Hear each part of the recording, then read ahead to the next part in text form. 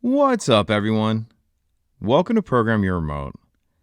Today we're going to take a look at how to get a Toyota Prius started if the key fob dies.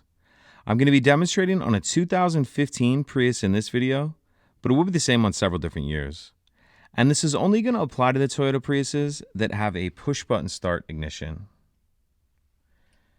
So I've taken the battery out of this key fob to demonstrate. As you can see, none of the buttons are working. If I try to start the vehicle, as I normally would, I'm going to get a message on the dash saying key not detected.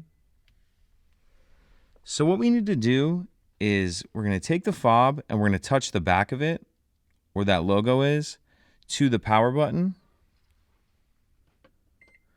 Once you do that, you'll hear a beep, and then you'll get a message on the dash basically saying that you can start the vehicle as normal. So that's what we're going to do. Press the brake in. And that's it.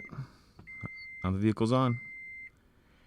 And then you'll just need to replace the battery in your fob, if that's your issue, as soon as you can. If you have any other questions, please let me know. If you could take a second to like and subscribe, it helps us out, and I'd appreciate it. Thank you.